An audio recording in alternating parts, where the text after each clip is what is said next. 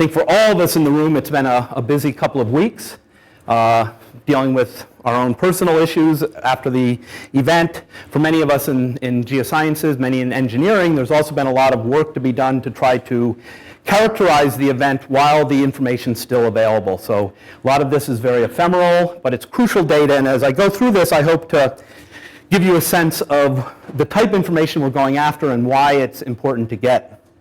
Well, and also, we've all seen these pictures all over the place. Let's turn the lights down a little. Let's see. Yeah. And I'm not going to focus really on the damage in the main city. I think people have seen quite a bit about that. Rather, I want to talk about what happens during the earthquake itself, what information we're getting as we go close to the fault and in the vicinity of the fault, because that's telling us a lot about the information, the energy source that is what caused this damage far field. And if we don't understand the energy source, it's really hard to understand the consequences. And so if we look at a map of the region, Christchurch is here. We're somewhere up in this neck of the woods right now. Here's Ilam and Rickerton. The main fault is essentially east-west, extends for something like 30 or 40 kilometers, starting somewhere over by the village of Greendale and extending over to somewhere a little bit north of Rollston. But I've shown this sort of dog bone shape because as we get to the ends of the fault, we see that it tends to splay out into a less well-defined zone. But there are some other hotspots of activity, the town of Horata. I'll show you some things from out here on the Methven-Darfield Road. And also I think people know of all the issues related to liquefaction in the main downtown area.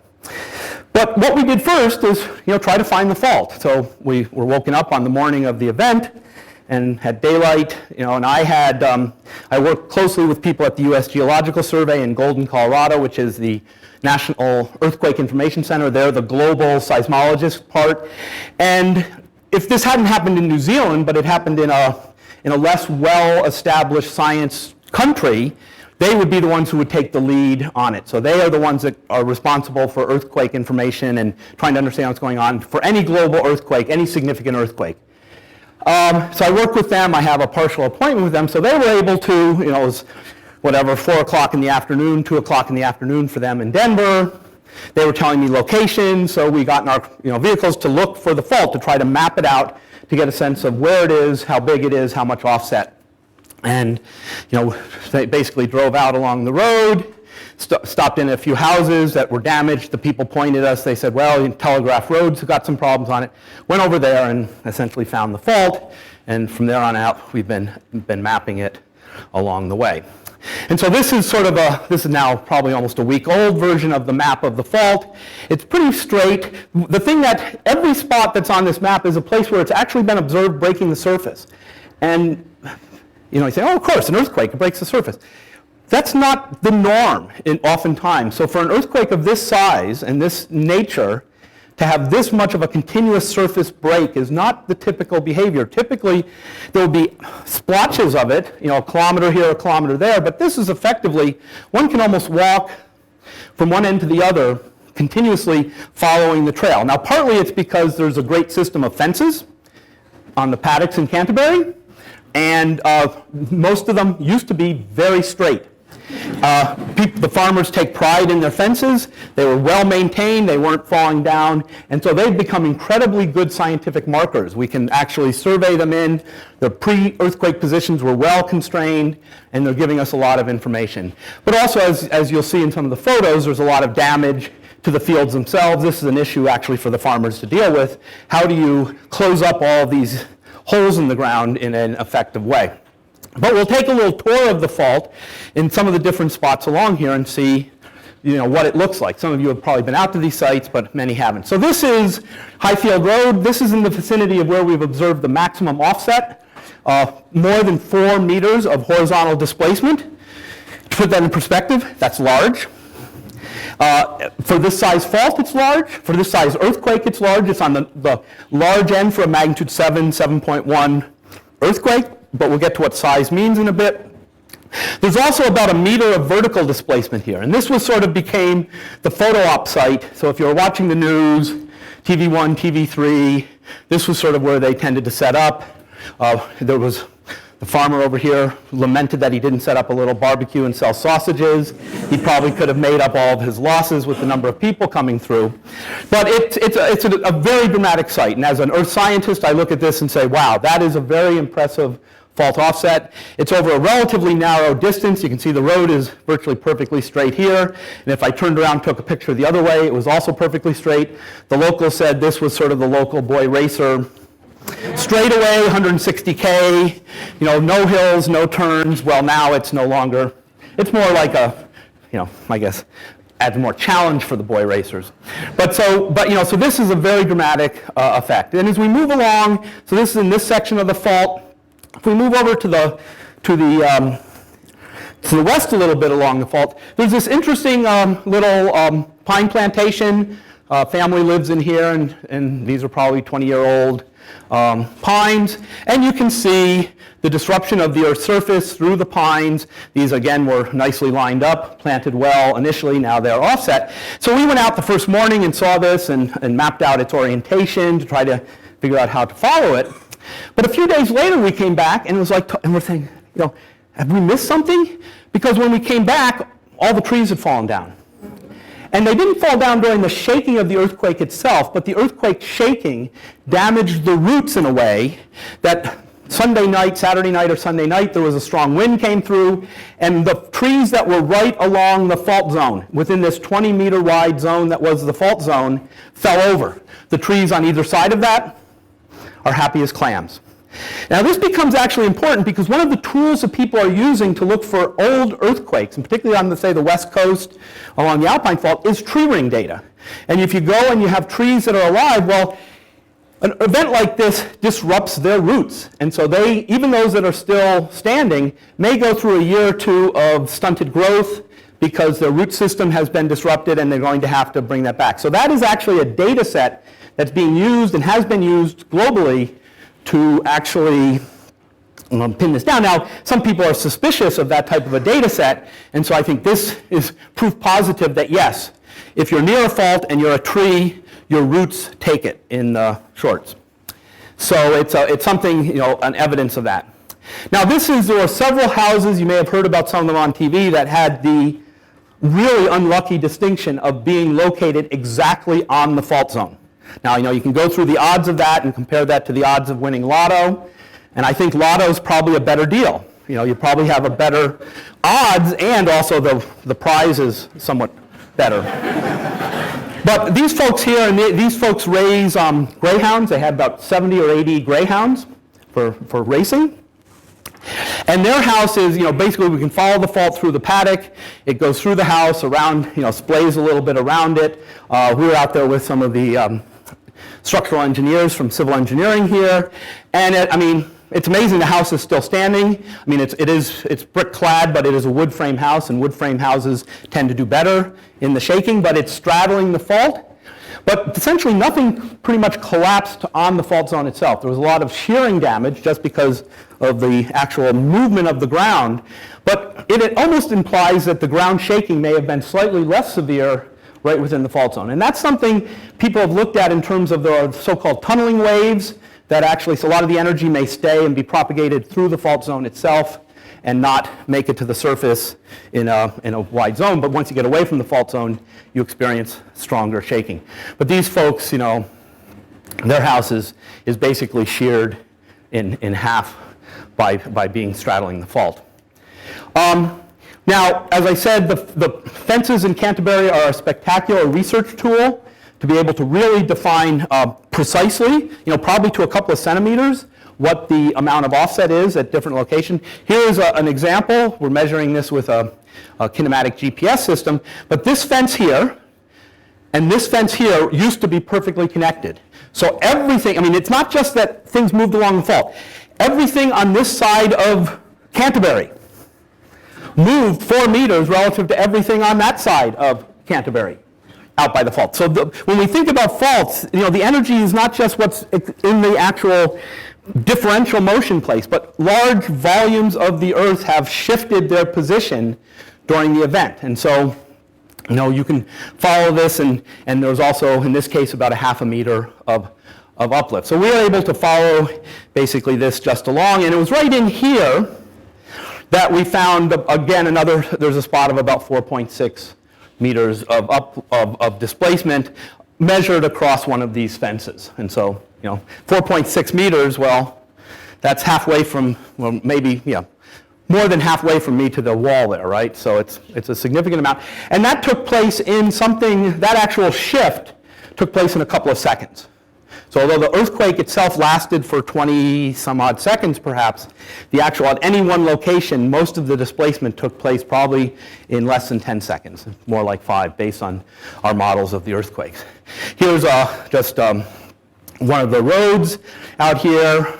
This is, I think, Milton, and it's, again, offset by about 4 meters, and the pine forest over here and into the paddock there, you can follow it. We can follow the trace on both sides of it. And you can just see here, we're laying out a tape, the distance that this road and this road have been offset.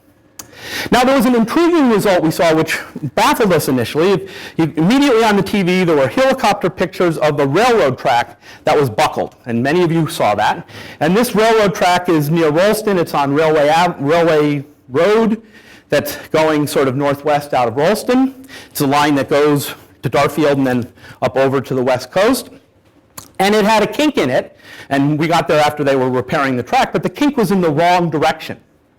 It was what we call left lateral. It was bent to the left rather than bent to the right. And this was a bit baffling, and we see after they've replaced the section of track, you can see the track is bent to the right, which is what we'd expect for the type fault.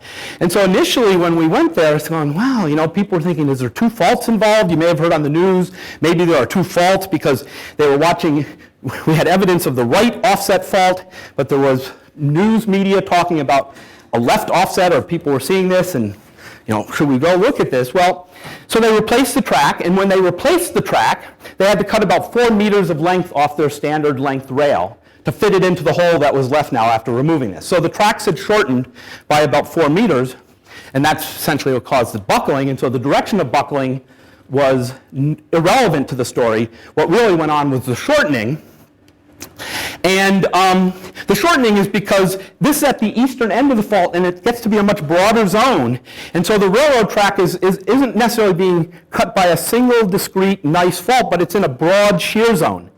And essentially, the track is being rotated clockwise as the north side of this keeps moving to the east and the south side keeps moving to the west.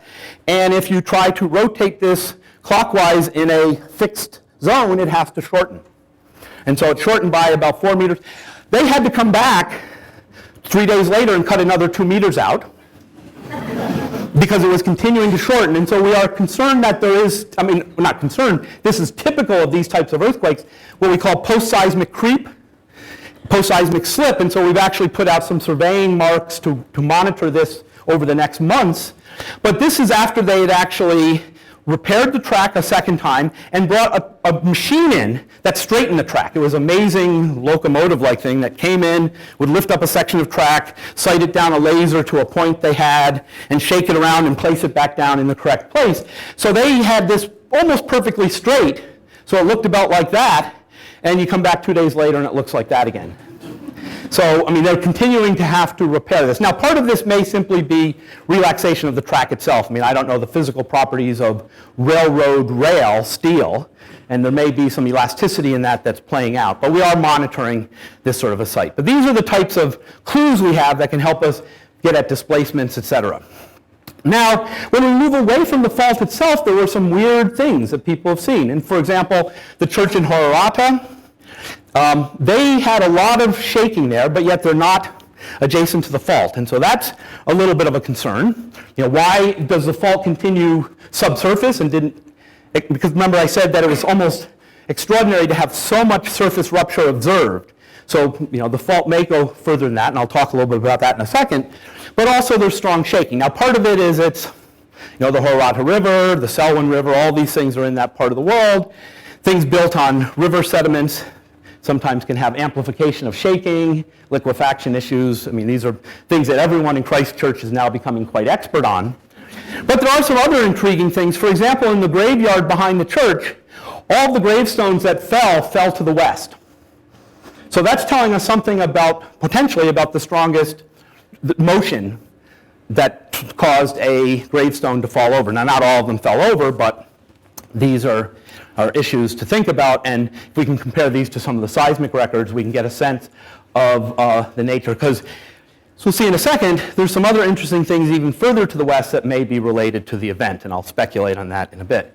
And that's this here. This is now basically on the backside of just on the other side of this ridge down in a valley over here is the highway between Darfield and Methven, or the Rukaya Gorge Road, one of the 70s. 77, 73, I don't know, I get confused when I get out there which one goes exactly where, but one of the 70s.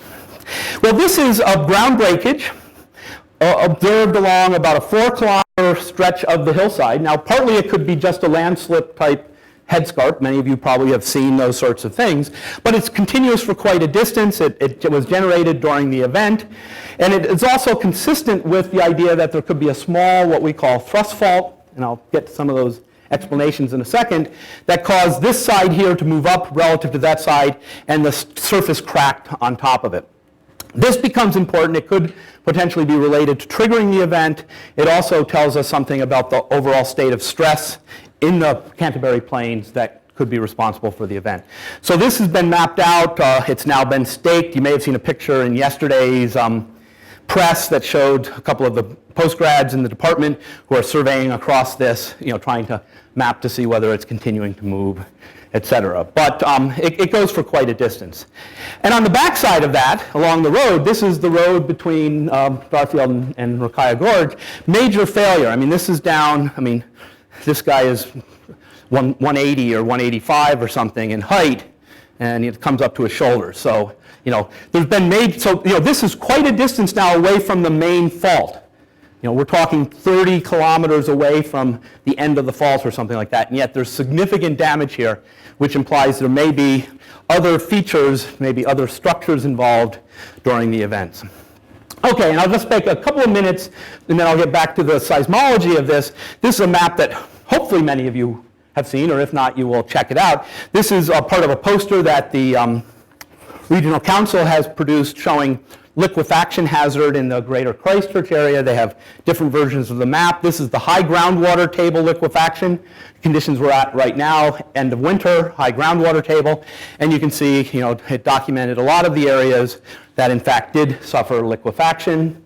Liquefaction, the structures we see are not related directly to the fault, and people talk about fault lines going through their property. Those are surface failure zones. They aren't fault zones themselves in any sense.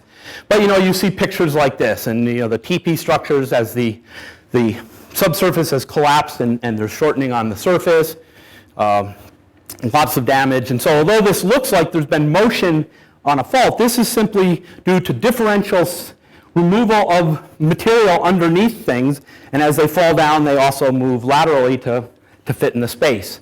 And this fellow is not having a good day.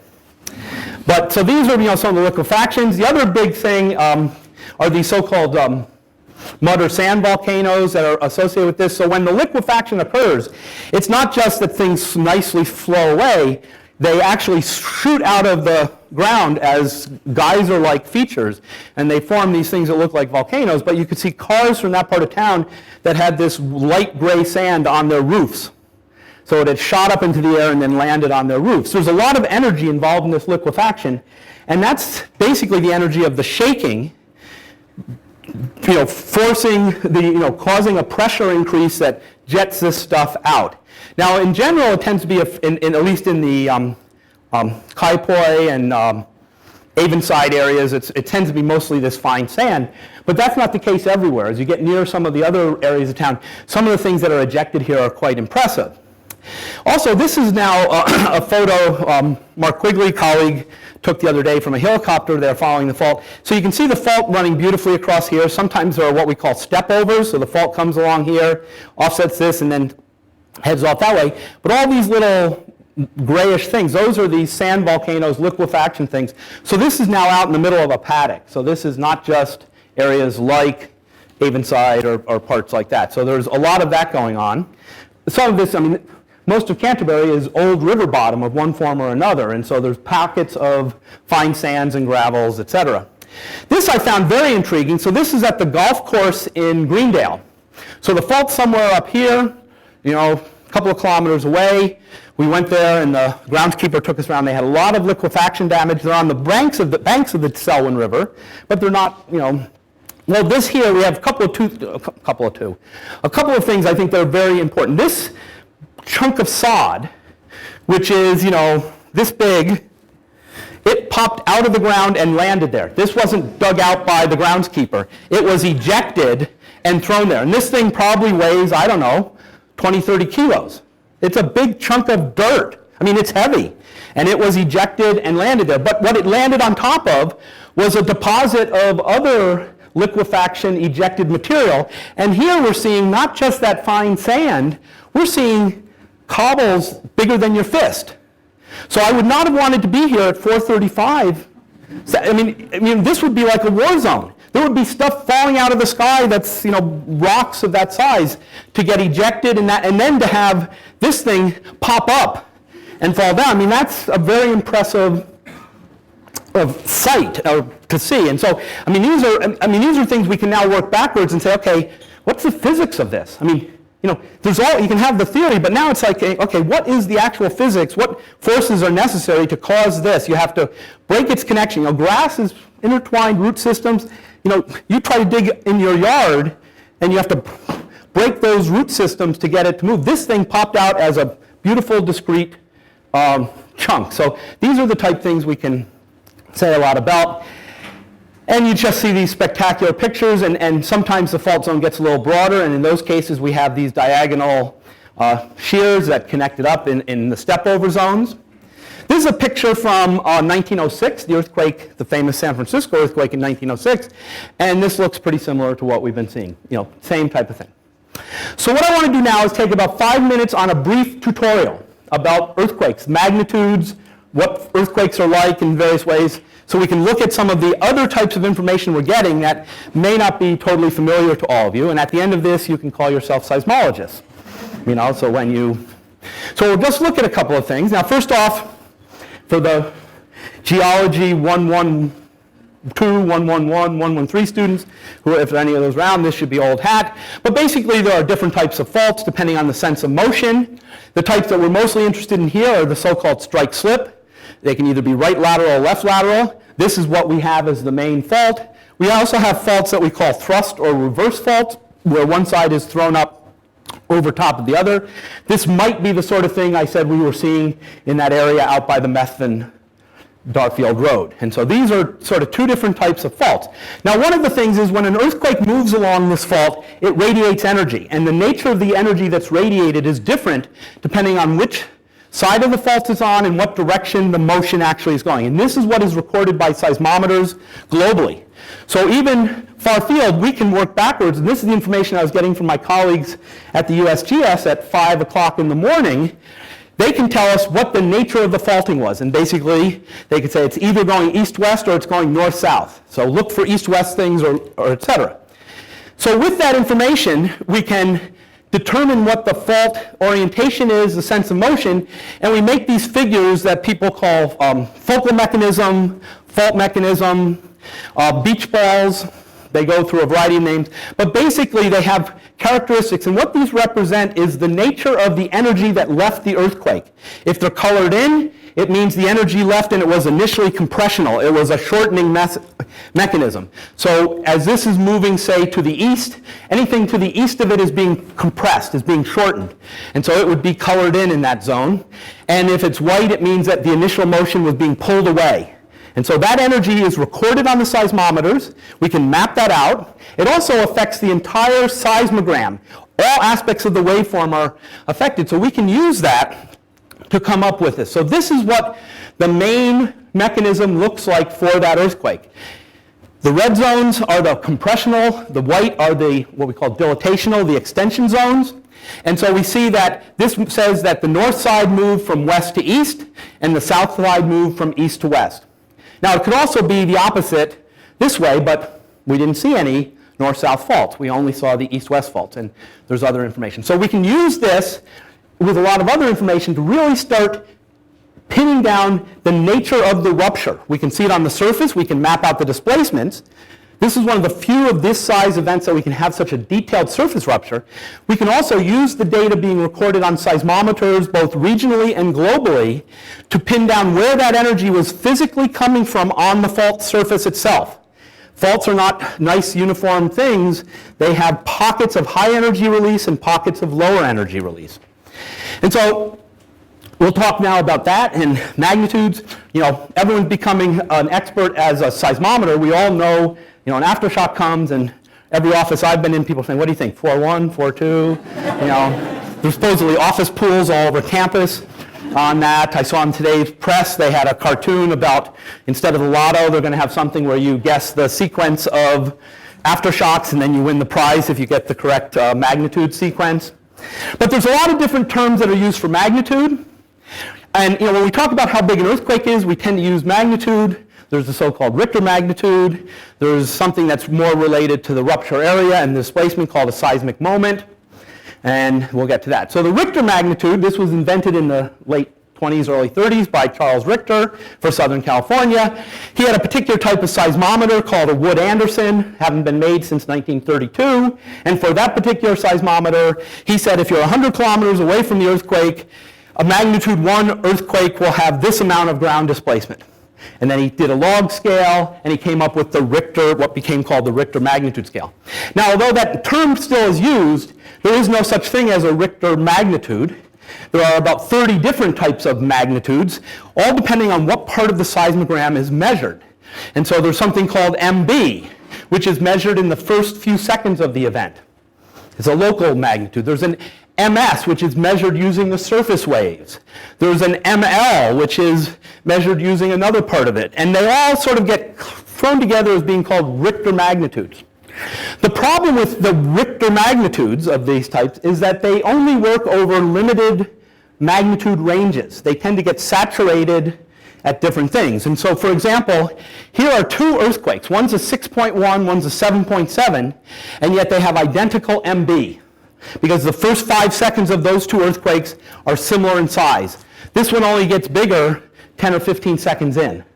And so the main way that's used now is something that's called a moment magnitude. It's written as MW. And so for the big one, the 7071 number, that's a moment magnitude. It's determined in a totally different way.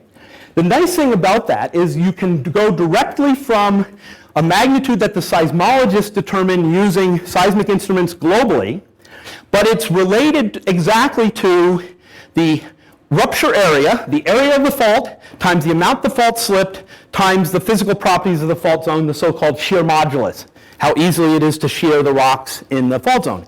We know the shear strength of rocks. That's been done in laboratories for years. We went out in the field. We could calculate the rupture area. We walked it out. We measured the slip distance. So we could actually determine a seismic moment and thus a moment magnitude simply from the geological observations, which could be compared then to the moment magnitude that the seismologists were determining based on global data. And they're the same. That's really important. That's telling us that the fault we're seeing is basically the fault. There isn't a whole lot of hidden fault somewhere else. You can hide small faults elsewhere, but you can't hide another big fault anywhere for this earthquake. So the moment magnitude observed geologically and observed seismologically is identical. And that's not always the case. Oftentimes you will not observe nearly as much surface faulting. The bad news of that, one of the reasons we're observing so much surface faulting, is that most of the rupture was shallow. And that's why it did a lot of damage. That's why it's been quite strong. Now, another thing that people bounce around is a so-called intensity scale, modified Mercalli, and that's a local thing. That tells you how much shaking you experienced in a spot. Well, basically, everyone in this room who was in town experienced something in the Mercalli intensity 7 to 8 range or higher. Heavy damage. I mean, we've had less damage than that, and this is something the engineers are trying to understand a little bit is that shaking, it's not that the earthquake didn't cause the shaking, it caused the shaking. Its building stood up a little better. What is the reason? And they're thinking it could have something to do with soils. Obviously, building codes matter, but there's a lot of things. The Mercalli intensity scale is different from the magnitude. Magnitudes are for the earthquake. Intensities are locally to you. It's what you feel in a spot. Whereas the magnitude of an earthquake doesn't change. The intensity changes as you get further and further away. Now, the other question that keeps coming up is aftershocks. When are these blah, blah, blah aftershocks going to end? Well, not for a long time, but here's a plot from some other earthquakes in Southern California. The Landers earthquake was a little bit bigger than the one we had. The Joshua Tree was smaller, 15-kilometer rupture, 85-kilometer rupture. This is the decay of numbers of aftershocks with time, and you can see that this goes on for a year afterwards. But if you read the key, these are for magnitudes 2.5, magnitudes 2, magnitudes 1. In Southern California, they can locate earthquakes down to magnitude 0 because of the number of seismometers they have. And so, but if you think about, the magnitude greater than 2.5 died off in like 30 days after a bigger event. So, we're going to stop feeling them, but they're still going to be cranking along. The seismologists will locate them, but they won't be things that necessarily you'll feel. But, every so often in one of those, there'll be a slightly larger one to pop off and, going, oh, geez, what's going on? In the same way, we're now mostly having these 4s, right? 4-1, 4-2, 4-4 in the last couple of days. If we had a 5, 5-2, that wouldn't be out of line with the normal decay pattern seen in other earthquakes. So, it's not meaning the end is coming. It just means that's the normal procedure. So, but they do tend to decay off in time. The number of events, the timing between them, et cetera, dies off. The other big thing about faults is that they aren't a spot on a map. Their fault has a length to it. This fault was about 35 or 40 kilometers long. It started at a point which is the hypocenter, or sometimes referred to as the epicenter. It then ruptures away from that point, maybe in one direction, maybe in both directions, and it ruptures at a rate of about 2 to 3 kilometers per second. So our 30 kilometer long, 40 kilometer long fault took something like 20 seconds to rupture. That's why the duration of the earthquake was 20 plus seconds that you felt, because once it stopped rupturing, it stopped radiating energy, and then eventually you stop feeling it. It bounces around a bit, it echoes a bit, so to speak. But the deal is, it takes that. And so our event was about probably 10 kilometers vertically, about 30 or 40 kilometers horizontally, and it ruptured at about 2 to 3 kilometers per second. So it's a plane. But the rupture isn't simple. And in fact, there are pockets of energy along the fault, sections that had a harder time breaking perhaps, and they radiate more moment, more energy. And so those patches can be observed, and we can actually map on the fault where they are. We might expect those to be spots where we have larger offset on the surface. You might expect those to help control where some of the ground shaking is more severe, et cetera. And so one of the things that can be done is we can map the offset on the surface.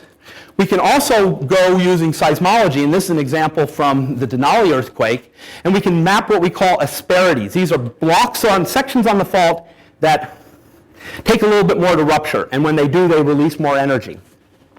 It's very typical for all faults of this size and larger to have multiple ones. This is the Sichuan earthquake of a couple of years ago. It ruptured from the south to the north, and there were 2 big pockets of energy release storing it. It's slight different motions, but that's case. And these we call finite fault models. And these basically what they do is they take all the seismograms from around the world and break it up and break the fault plane up into little blocks and treat each of those blocks as having a smaller earthquake on it. And they just calculate, it's essentially just a linear programming exercise. You have Green's functions for each of these blocks. For the math guys in the room, you have your Green's functions, and you basically have a search to put together something that will regenerate all of the seismograms that you see globally. And with some constraints, and I'll show you some examples from our earthquake for that. Okay, the last thing is in terms of relative size. Here's different earthquakes, relative things. So these are some of the ones, the famous North American ones, relative to the Sumatra earthquake. The Alpine Fault, the one that everyone talks about, would be about that size, a little bit bigger than San Francisco. Our earthquake here is about the same size as Loma Prieta, not as long, but it had big slip. So, since remember our size is both area of the fault, but times the slip of the fault. This one had more slip than Loma Prieta, but it was shorter. So it sits here. Now, I did a couple of quick calculations. Needed this for What Now on Sunday. We did a little bit on the What Now show. It ends up that during this event, there was the equivalent of 2 billion millibars of energy released. That's 2 times 10 to the 15th joules. Maybe for this audience, on that show then they said millibars, and they threw all the kids millibars, get their sugar level up to keep them lively for the rest of the show. But that's also equivalent to 1 day of New Zealand's energy consumption across all. The total energy usage in New Zealand, industry, personal, all of that is about 2 times 10 to the 15th joules. That was same amount of energy that takes you guys 24 hours to do. This fault did it in 20 seconds. Way more, overachiever or something compared to the normal New Zealander. But so that just gets you a sense of the energy we're talking about here. This is a lot of energy. This is, and I think this is more useful, millibars particularly, than saying it's so many atom bombs or something, because most of us don't have a whole lot of experience with atom bombs. We do know the sugar rush we get from a millibar. Okay, one last thing in this, and then we'll get to some of the seismology. One of the truly amazing things about this is the fact that there were no people killed and very few people injured. Here are the statistics on number of fatalities versus magnitude of an earthquake. The Haiti one is way up here. This Wenchuan, the Sichuan event probably should be up there too. There's some question about whether the data are dependable on deaths in the Sichuan case. The Canterbury event is off, it's down infinitely below here since there were 0, and I'm on a log scale. But the point is, we should have expected for this size event in normal behavior somewhere in the 100 to 1,000 number of fatalities, and we didn't see that. And that speaks highly to a lot of things, the time of day, construction, people doing smart things, there's all sorts of things played into it. But it's a truly amazing thing and a very positive aspect of this.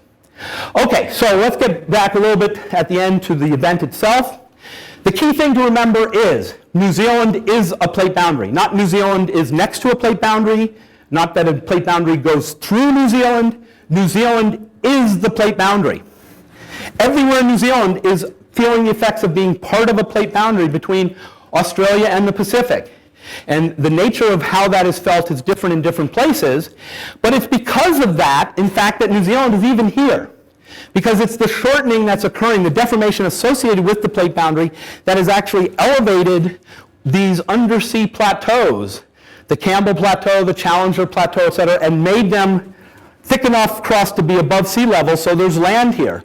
If it weren't for the plate boundary here, most of this would be submerged, not unlike what you do when you get off the coast like that. And so, the good news is New Zealand is here because it's a plate boundary. The bad news is because it's a plate boundary, everywhere in it is susceptible to this style of deformation in all of its different things.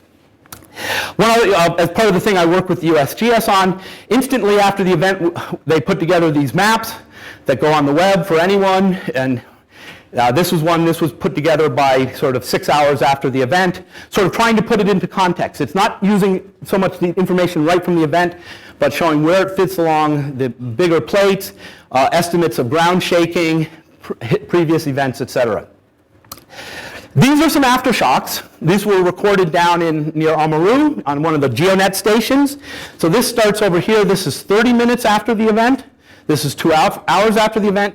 These are all the aftershocks being recorded on a different component seismometer. There's about one every 2 or 3 minutes.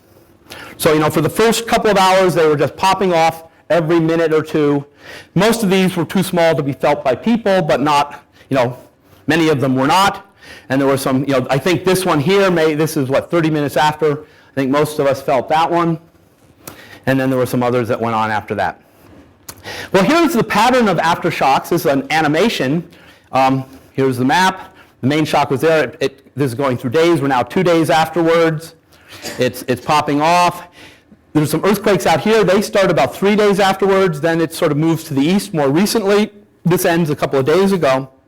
And I'll play it again. So this is, sort of the way they unfold. And what we see is they don't go in a nice, smooth fashion. There are periods when there are more aftershocks and periods when there are less aftershocks.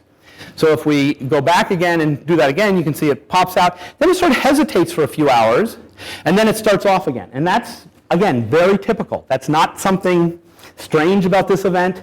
But the pattern of having 24 hours with fewer and 24 hours with more, it's a stochastic process. These systems are very nonlinear. What triggers them is not really well understood.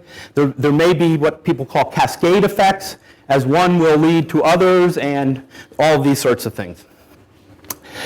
Okay, our event. Here are these finite fault models for this earthquake itself. These are two different models, assuming the hypocenter, the start of the event, was at either 8.5 kilometers depth or 6 kilometers depth.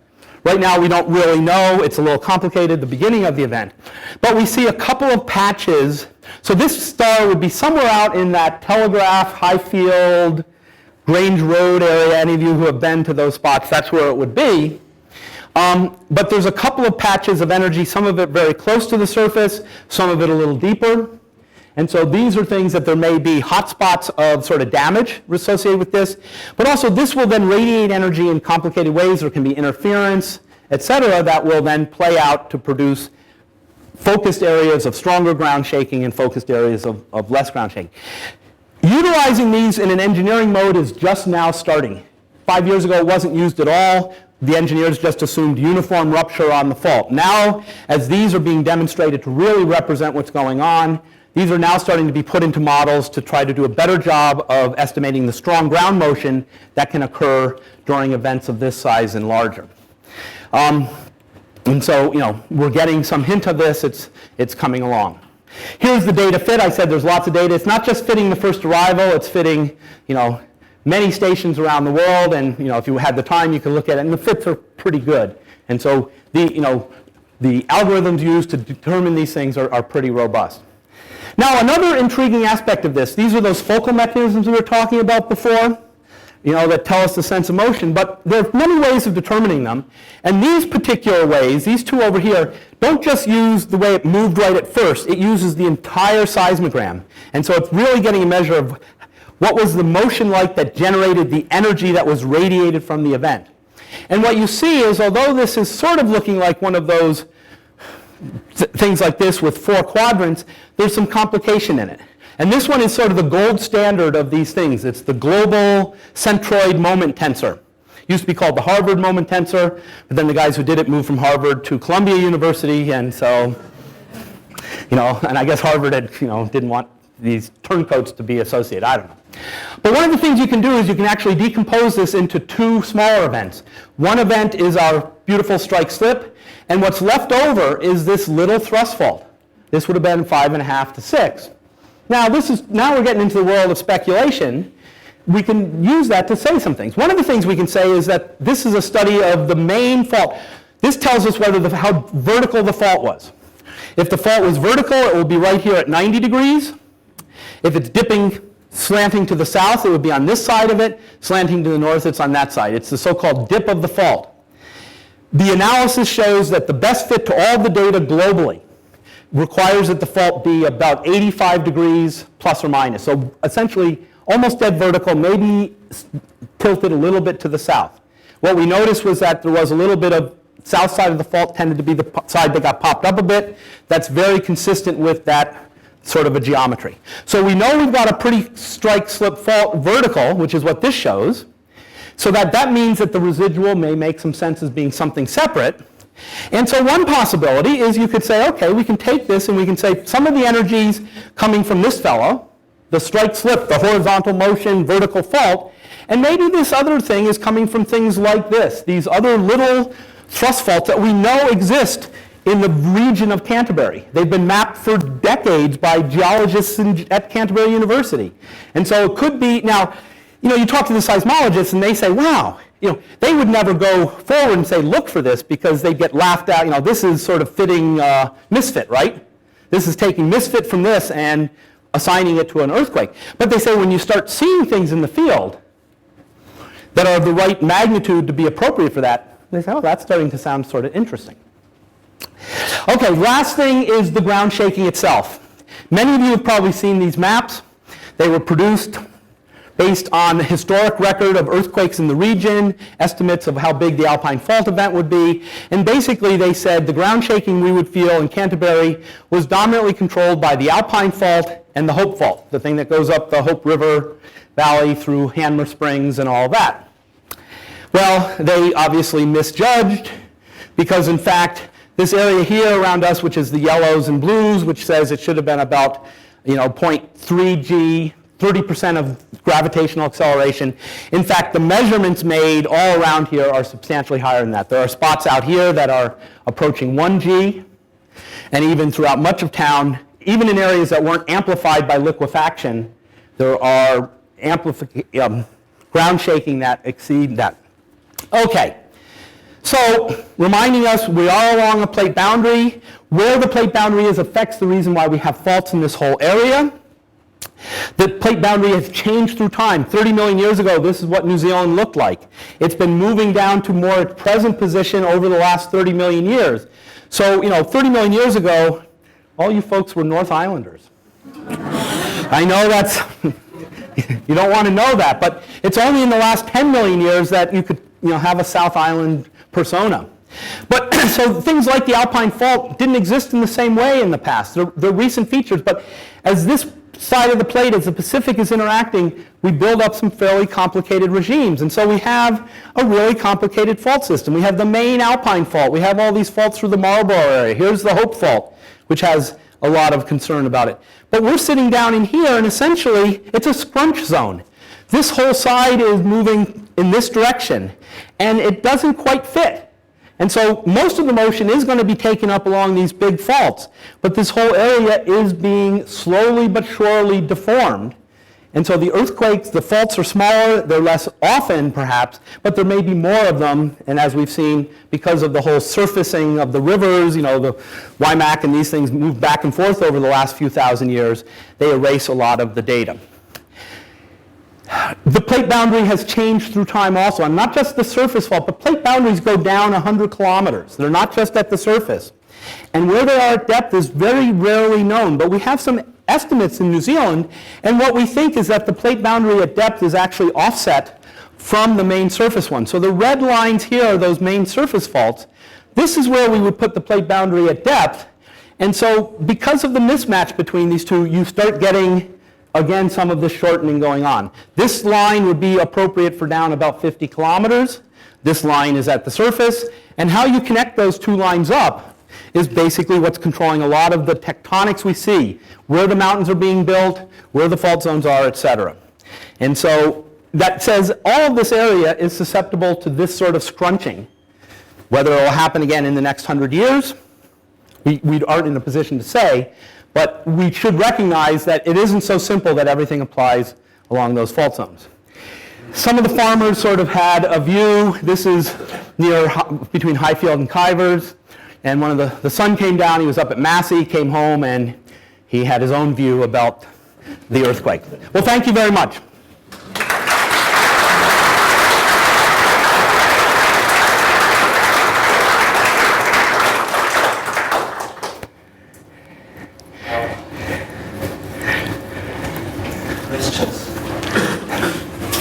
Yes, sir. On the maps, the epicenter doesn't seem to be sitting on top of the fault line. Why would that be? Okay, there's a couple of things going on. That's very typical for the original epicenters when they're first mapped, and oftentimes they don't update them. There could be, during the initial rupture phase, there may have been some complexity, for example, some of these smaller faults in the area, and if all of those signals get blended in together, what we do know is the centroid, that centroid moment tensor, which is basically measures the center of energy release. If you plot that on a map, it's dead on where we observe the fault on the surface. So that first order location of the epicenter is a little problematic, but doesn't really, for the seismologists, it's not a big deal because that's not atypical.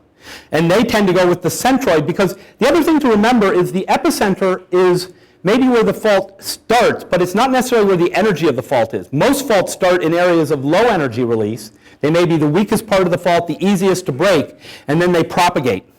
And so if you're thinking about the energy and the deformation, it's really where is that coming from? And that's why the centroid moments, the centroid moment tensors, the location of those become really important because they're telling us where the action is.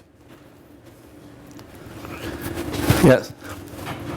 I was being Governor Spade, and the shaking on the 4:35 in the morning was absolutely fierce in the mountains. And can you explain a little bit the propagation of this energy and what happens when this thing meets the foothills? Okay, there's a couple of things that happen. I mean, the energy goes in all directions, but the fault is then rupturing along, so you can have sort of a effect of piling up of energy if it's propagating toward you, et cetera. But the main thing I think people saw in some of those issues is what we call local effects. And that is particularly sedimentary basins and the edges of sedimentary basins, you get an amplification. And so I think when you get into areas like into the Port Hills where you're sort of having these basins that are thinning out, the main kilometer deep Canterbury Basin, so to speak, where all the gravels are, as you're getting nearer the volcano and the hard rock of that, you're thinning that out, and that's oftentimes a lot of amplification. Certainly during the Loma Prieta event, that was what was seen as you went from the basins up to where the Santa Cruz Mountains are. Huge amplification of ground shaking right in that transition, as you're essentially squeezing it down, and the energy then gets converted more vertically. Propagated from the epicenter and sort of ricochet off the Port Hills, and that would have caused the Port of the city? Well, there's been some arguments about deflections. The Kobe earthquake in Japan in, 95?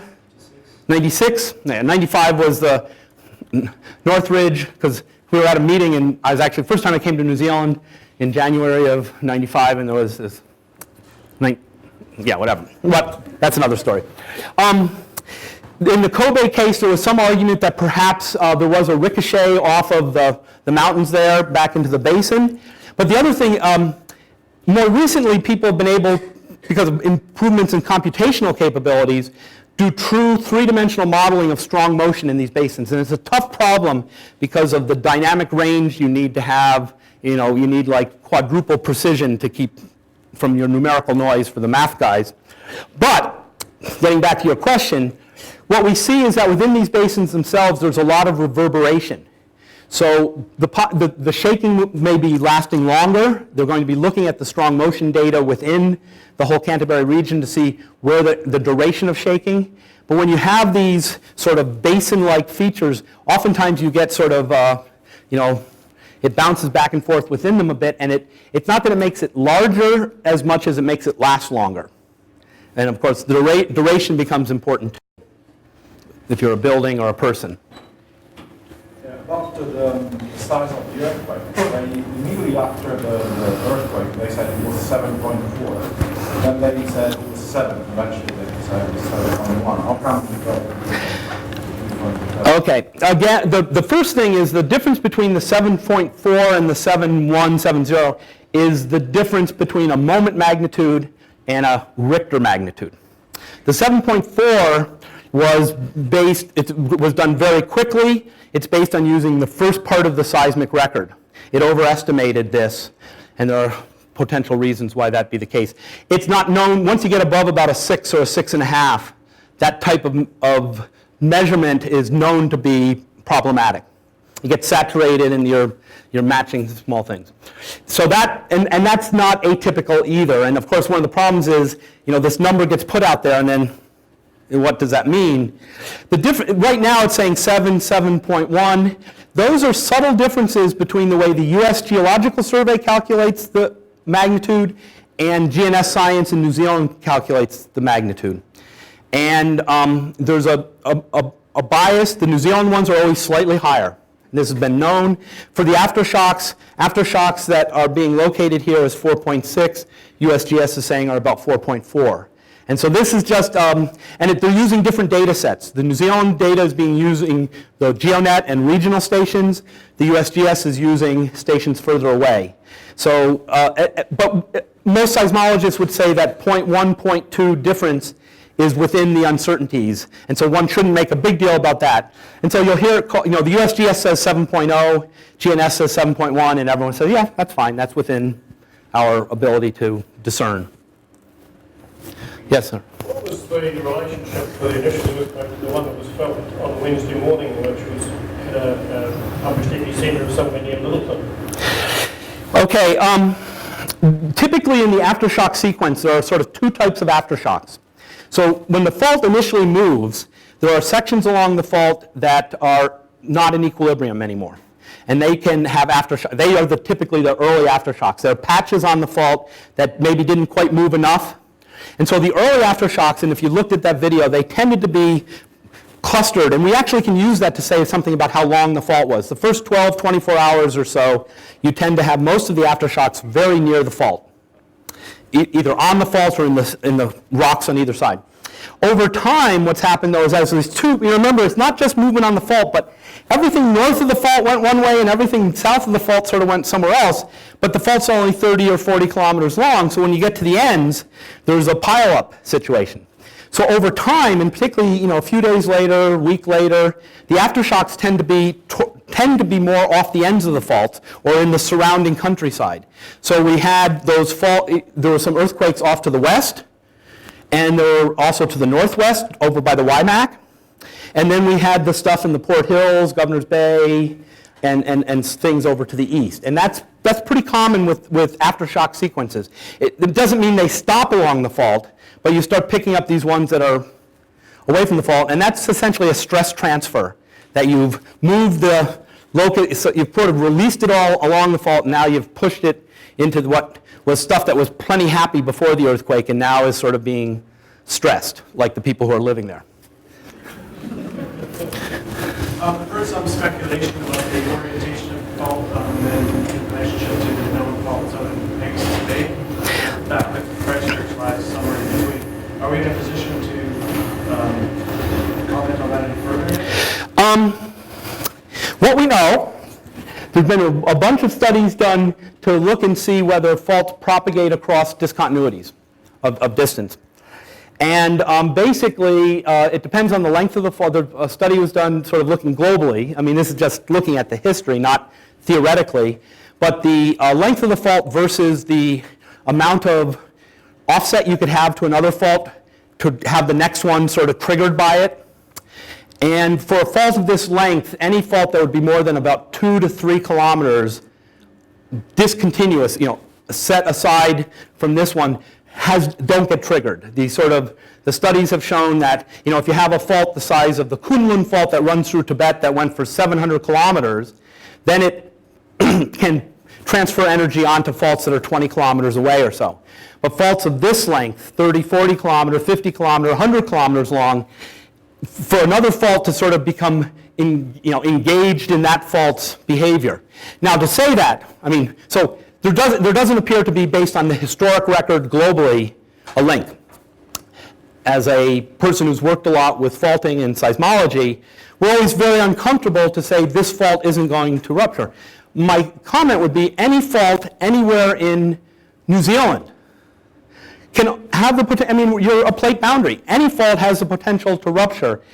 If it happens soon, people will try to make the link that it's somehow correlated with this. I've heard people trying to argue that the earthquakes last week in Hawke's Bay were somehow related to this. I don't think there's much validity to those things. But, the record shows that there shouldn't be a direct link because of the distance of the offset. What about the 3 that in Kaikoura? Well, Kaikoura has earthquakes all the time.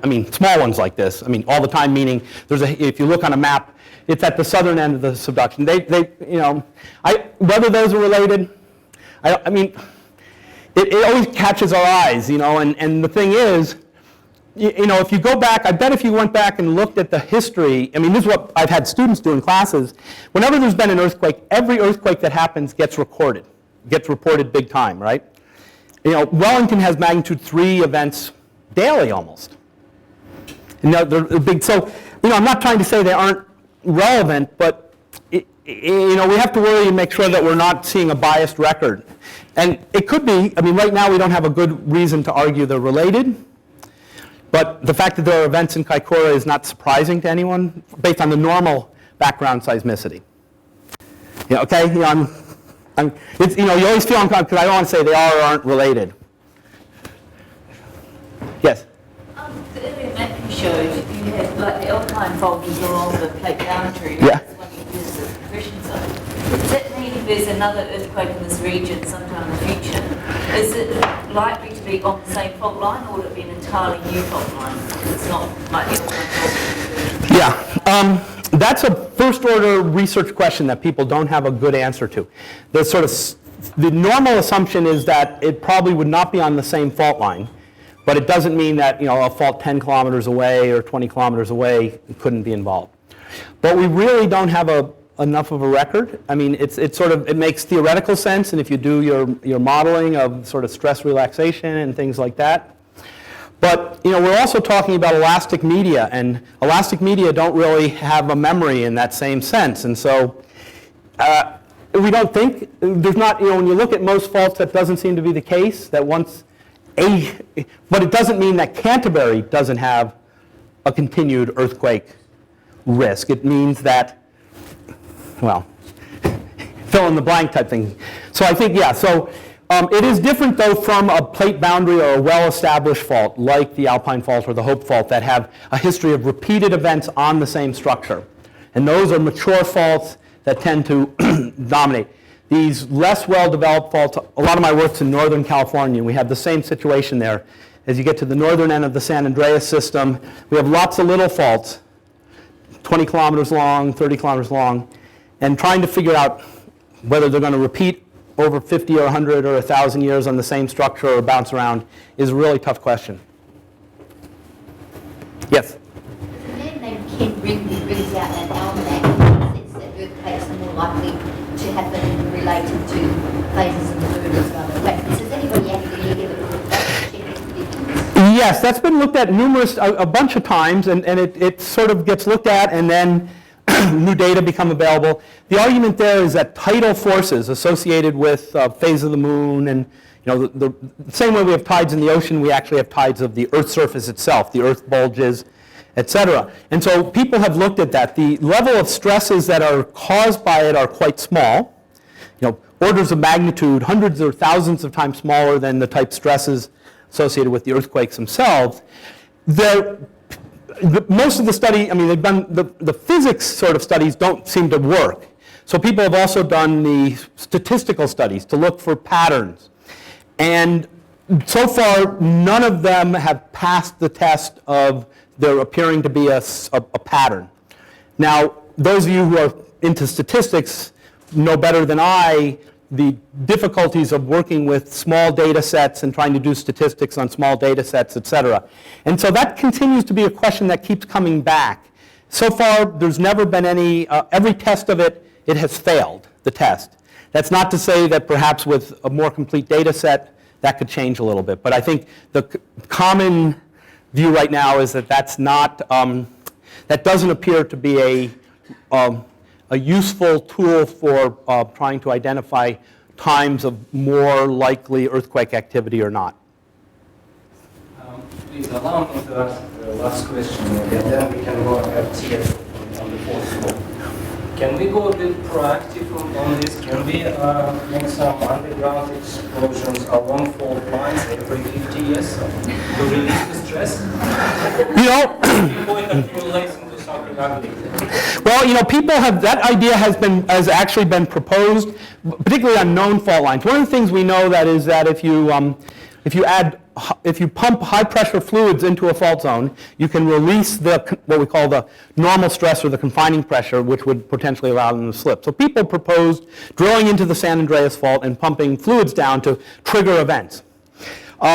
It's not been done for a variety of reasons. One is we really don't understand, we understand the physics of fault propagation quite well.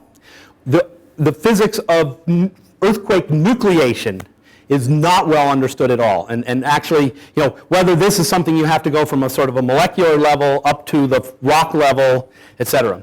So the question is that you could drill this hole and pump lots of fluids down or put a bomb down or whatever, and you may accomplish nothing.